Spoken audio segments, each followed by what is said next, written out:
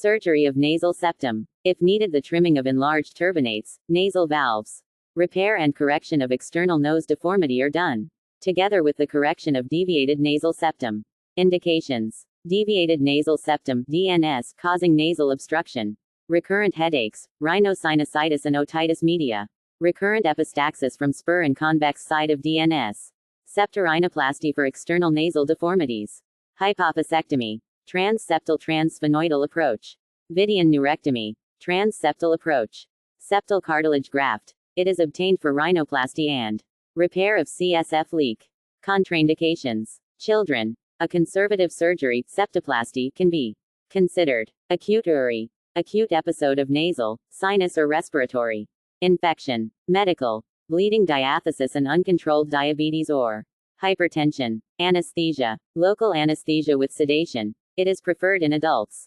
Topical and local xylocaine with epinephrine provides both analgesia and decongestion. Infiltration of nasal septum. With 1% xylocaine and 100,000 epinephrine in subperichondrial and subperiosteal planes is done with 27 gauge needle. The injection begins at caudal end of septum and then goes posteriorly and includes both sides of septum and floor around maxillary crest. In cardiac patients, oxymetazoline is preferred over epinephrine. Maximum dose of xylocaine is 4 to 7 mg per kilogram. General anesthesia with endotracheal intubation is used for children and too much anxious adults. Position. Patient is placed in reclining position and head end of the table is raised. Techniques. Septoplasty is replacing submucous resection of nasal septum. S provides better visualization and facilitates mucoperichondrial elevation. The CO2 laser can be used in some selective cases of septal spurs. Instruments. See the chapter on instruments. Submutus resetionao NRSRL septum. Mucoperichondrial and periosteal flap. It is elevated in the plane beneath the perichondrium and periosteum.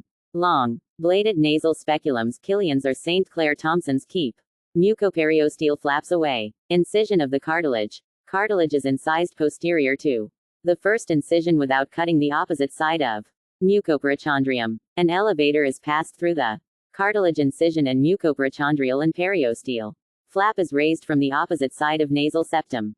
Freer's double-ended elevator can be used for the elevation of mucoperichondrium, mucoperiosteum. Removal of cartilage and bone. The long-bladed nasal speculum, Killian's or St. Clair Thompson's, is introduced and flaps are separated from septal skeleton. The cartilage and bone that lie between the two flaps are removed with the help of Ballinger swivel knife and Luke's forceps. Bony spur or ridge is removed with the help of gouge, 4 mm unguarded osteotome, and hammer. Preservation of 1 cm strip of cartilage along the dorsal and caudal border of the septum L strut.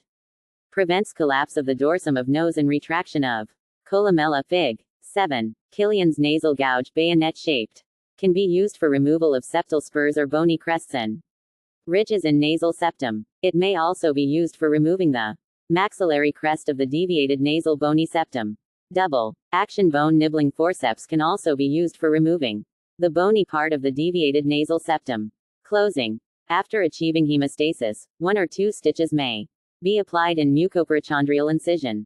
Packing. Ribbon gauze, which is smeared with furacin ointment or liquid paraffin, is packed in each side of nose. Dressing. Forceps Tilly's, Wild's or Hartmann's can be used for nasal packing. It prevents collection of blood between the flaps. Septopal RSTY, Figsita Figs BA. Septoplasty is a conservative septal surgery and retains maximum possible septal framework. Mucoperichondrial and mucoperiosteal flap is usually raised only on concave side. Incision. A 2 to 3 mm curvilinear incision is made above the caudal end of septal cartilage on the concave side. A transfixion or hemitransfixion incision is employed in cases of caudal dislocation. Flaps and tunnels. Mucoperichondrial flap is raised only on the concave side and creates a superior tunnel. Mucoperiosteal flap is elevated on both the sides of maxillary crest and creates 2 inferior tunnels. The superior and inferior tunnels on concave side are joined after cutting the fibrous tissue with sharp knife. Septal cartilage. It is separated from the vomer and ethmoid plate. Maxillary crest. If needed, it is fractured to realign the septal cartilage. Bony septum. It is corrected with removal of the deformed parts. Deformed septal cartilage. It can be corrected by scoring, cross-hatching, morselizing, shaving or wedge excision. Other options. Septorhinoplasty. Some cases need separation of septal cartilage from upper lateral cartilages, implantation of cartilage either in the columella or dorsum of nose. Endoscopic sinus surgery. Cinescope provides better visualization and facilitates mucoperitoneal elevation.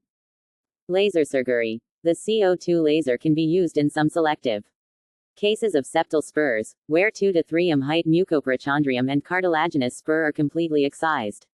The opposite side mucoperitoneum is left intact. Closure. Transseptal sutures keep the mucoperitoneal flaps together and prevent hematoma. Nose is packed. Postoperative CRRE. Patient is kept in semi-sitting position that prevents oozing of blood and swelling. A soft diet in the first 2 days minimizes active mastication and prevent bleeding. Analgesics control pain. Antibiotic for 5 to 7 days. Nasal packs. They are removed usually after 24 hours.